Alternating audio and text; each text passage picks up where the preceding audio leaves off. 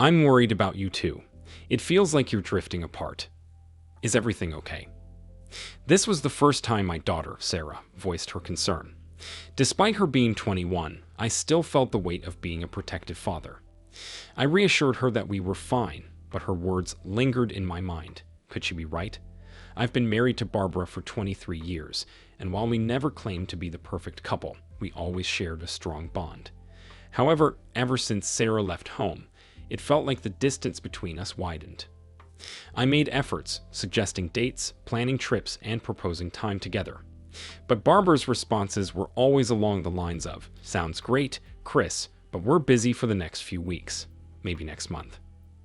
Barbara seemed more engrossed in her friends, volunteer activities, and hobbies. She often went out for lunch and wasn't around as much. If Sarah noticed this disconnect, it was probably more apparent than I had realized. Barbara aimed to enhance her appearance and develop a sophisticated sense of style, and her warm, charming personality naturally drew people to her. My own life seemed prosperous. A good job, a stable income, and a commitment to physical fitness all contributed to my sense of well-being. Reflecting on joyful moments, especially our wedding day, filled me with a sense of utmost happiness. Although the best man's speech, with its slightly awkward references to our journey and some forgettable mentions of deer, slightly mirrored the memory, the day was overwhelmingly positive. The only aspect that slightly unsettled me about Barbara's bachelorette party was the presence of her best friend Vince Hurst, who joined in the festivities with all the girls.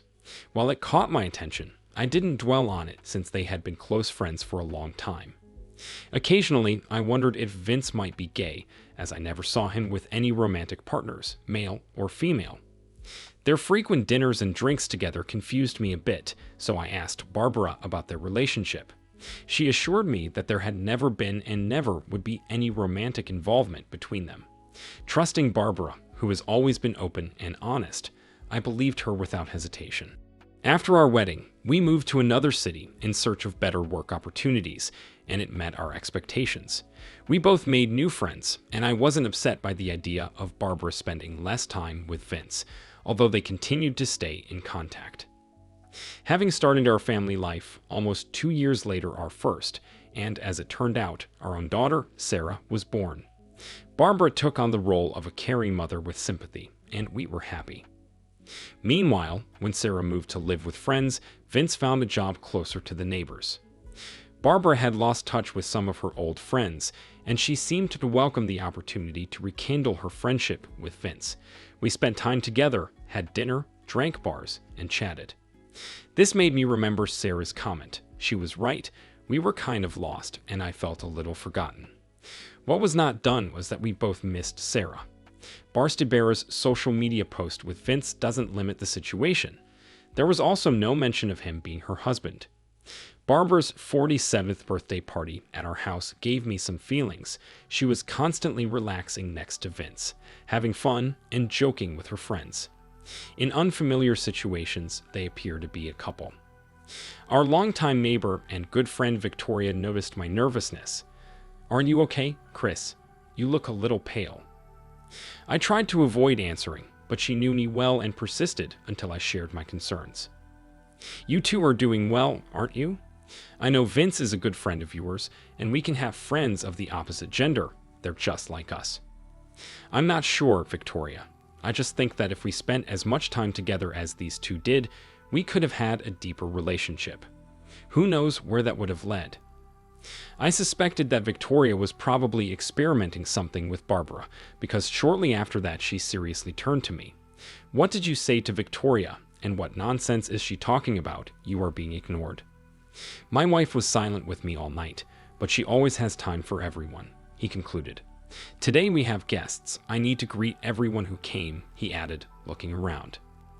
"Except you didn't. It seems like you were just serving Vince," she remarked, a flash of rage in her eyes. "What are you talking about? You are being ridiculous and petty. We're just friends. His gender doesn't matter," he replied, feeling the situation heating up. "But your interaction makes me wonder what else could happen," she continued, not looking away. "Nothing else is happening. You need to calm down." He tried to calm her down, but she just demanded and walked away. He felt terrible because it was her birthday and they had a fight. Communication between them did not resume until the morning, and for a week this situation was not safe. Attempts to apologize were in vain. Her heart seemed petrified. The words from her mouth were just cold wind. When we finally talk, leave the refrigerator in the refrigerator. She announced that Vince had invited her to spend the weekend in the city. The question was this planned to test me and my answers? This thought made me realize how deep a chasm we are in.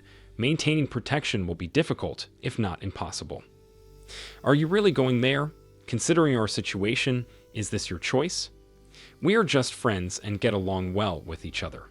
There's nothing wrong with spending the weekend together. I even like to relax. I offered many options, but you always refused, and now you find time for him. So when are you going to take a break from us? Bargladbera's gaze dropped. This is a special offer for next weekend, in Rome. So I can assume that you have already agreed. And Rome is a place that we have dreamed of for many years, but you just couldn't find it for a while. It's just adorable. Barbara changed her tone. Look, Chris, I know this isn't ideal, but it's just for a few days. Just a problem. I don't want to control you, but I admit, I'm jealous that he takes up so much of your time and attention. You are so emotionally connected to him, and he has already started to take over, dating, and now a trip. I do not like it. But it's not dating. It's not like that. I love you, not Vince. In my opinion, this is not entirely true. Maybe you can talk to him about us, share the details of our relationship. This question confused her. Sometimes it helps me see things from your point of view and think things through. Yes, that's wonderful, isn't it? But I doubt we look at everyone the same way, and I feel like you're alienating me even more. Are you talking about our bed life? Not really, just small fragments. Don't, Barbara, even if you feel that this is your personal matter, you shouldn't tell him about it. You do too much. It seems like you're married to him and not to me, Chris said. No, it's not like that, Chris. I'm your wife, but now I can't let him down, Barbara replied. You're going anyway. The decision has already been made without my participation. When my opinion ended, it mattered. You don't value him, you only value yours and Vince's.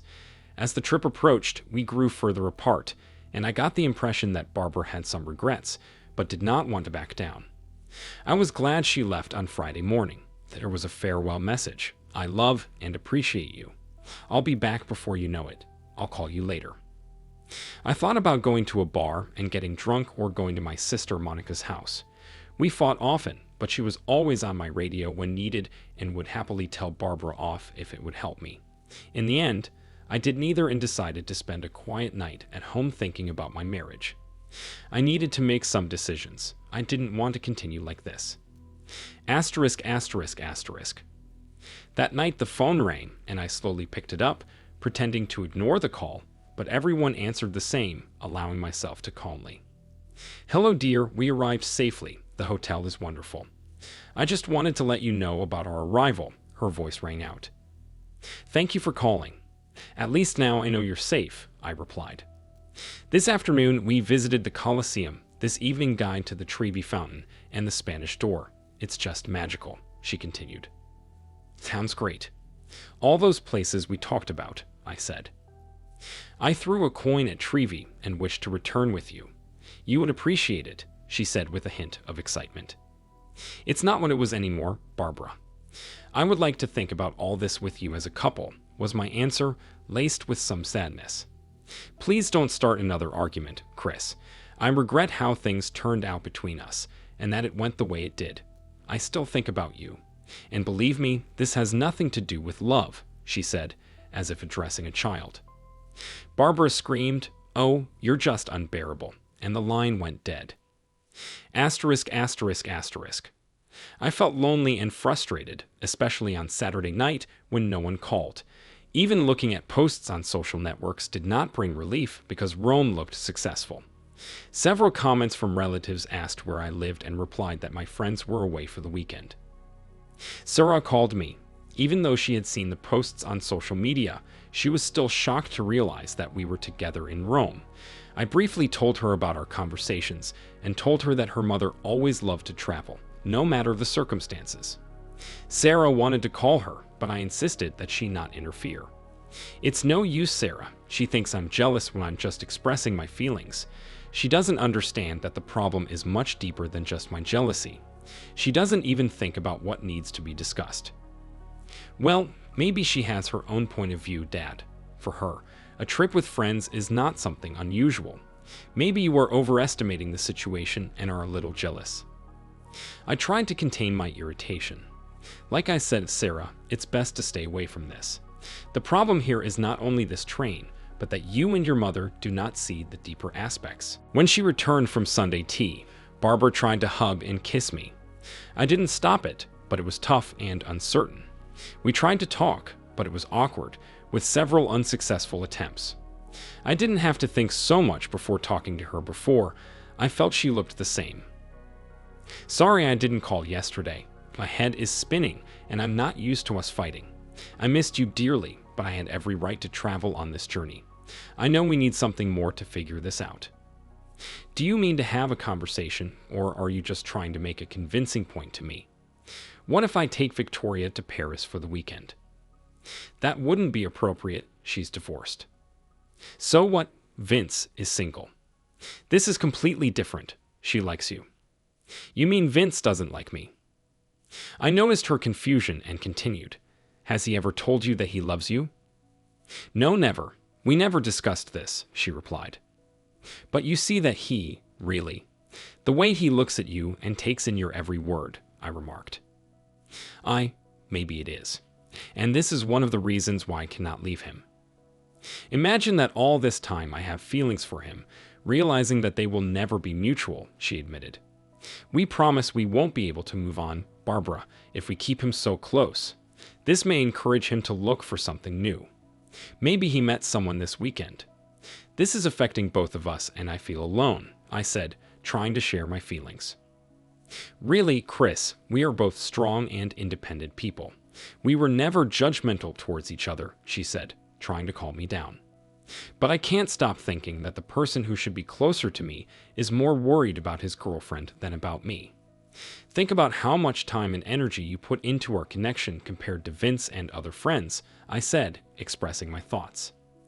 Asterisk, asterisk, asterisk.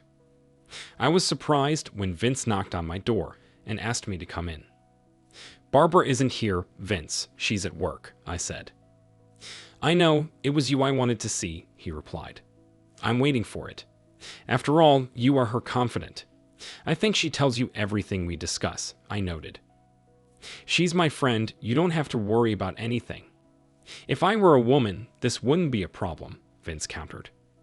I don't think that's true. This may be less of a problem, but no matter who it is, if the end result was not achieved and things were not taken into account with each other, it would always be a problem. Tell me something you both are talking about, I asked. Anything, whatever I think, he checked. I love your thoughts, ideas, plans, and hopes, I said. Yes, all this and 1,001 other things. Most of it is nonsense, Vince admitted. I paused, trying to take it all in. I miss the times when we talked about more important things, but now we only talk about mundane things. House, bills, family. You seem to be having a good time eating out. Yeah, we do that kind of thing, and I enjoy spending time with her, he said. Yes, of course. It should be nice. You see how many times I suggested that she go out to dinner or go on a trip, do something pleasant or romantic. I lost someone with whom I could share my hopes and dreams. You have a closer relationship with her than men, he noted. Just talk to her, Chris. Tell her how you feel. I know she loves you, I advised. I tried, but she thinks it's about sex, that I'm jealous and controlling. But it doesn't matter. I lost her, Chris predicts. Don't say that, Chris. Barbara would be devastated. She loves you. You see, I didn't realize it was that bad. I just thought you were a jealous idiot. I can stop dating her so as not to create problems, I suggested. I winced. Yes, that's a great idea. By the way, you love it so much. You offered her something she didn't want to do, but she always chose you. You are a better friend to her than she is a wife to you, right? He looked at me silently, and I walked him to the door. Won't be back again, Vince. Next time I might not be so friendly. After dinner, Barbara wanted to say something. Vince told me he was at your place. He read me the riot act and said that if he had known you would be so upset, he would not have offered to come back. He admits he's monopolizing my time. So, you shared all of our quick conversations with him and then met with him today to discuss the results of his visit. Do you understand why I consider myself such an outsider in this regard? Barbara apparently hadn't quite caught on yet and kept quoting Vince. When I said you could handle this, Vince told me to get my head out of my ass and that I needed you. So when he repeats the same thing as me, you pay attention. I guess I shouldn't be surprised.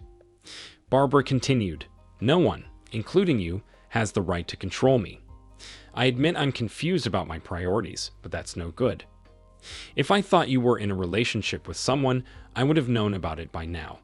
But forget about love. You still put him first. He is your best friend, not me, and this situation is not helping us. Listen, Barbara, the question is simple. Why are you with him? You'll be happier with him, and you almost rejected me. Earlier, when we talked about this, you said that this is what you and he need. You don't even think about how I feel. This is not love, and this is not respect for authority. I'm sorry, I love and respect you, but it always seems that everything is fine with you. You are strong and independent. That's not entirely true, Barbara. I get most of this strength from our relationship, from being together, which affects the other friend. And one more thing, don't tell Vince about this conversation. But will he definitely ask? Damn it, I give up. Just try to respect our attitude and put it above your friends. It shouldn't be that hard, Barbara. As for the three of us, I feel like I'm in third place. Enjoy the attention of two men and keep close to someone who is clearly in love with you. I can't stand it. I'm leaving. I'll go spend time with Monica. Staying with Monica was pleasant. She was an interlocutor. This was perhaps the first time in a long time that I felt supported and cared for, in stark contrast to the last period of my marriage. We shared many fond memories and a love of drinking, which was the greatest release from everyday worries. Meeting my nephews and nieces was also a rewarding experience, seeing them prepare to explore the world around them.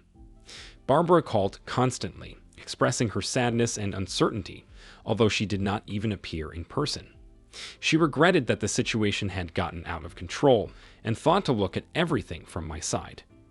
Sarah was shocked when she found out I had left, and her mother went into a panic over the phone, begging me to come back. I arranged a dinner with Sarah to clear things up, and to everyone's surprise, both Barbara and Vince were at the restaurant. We both saw them approach the corner, smiling and joking. Sarah burst in at the worst possible moment, just when I thought we were lucky to avoid a scandal. How dare you? She exploded, pointing at me. You call me, sobbing to the phone, tell me about your reckless father, how you can't live without him, and then you're having fun to the fullest. No wonder you have such priorities. Barbara and Vince's jaws dropped, and she blushed with shame. I stepped back, feeling awkwardly amused. I don't blame him for leaving you, you self-centered bastard, Sarah continued her tirade, turning to Vince. Why the hell are you hanging around a married woman for years, like some kind of far-fetched love patient?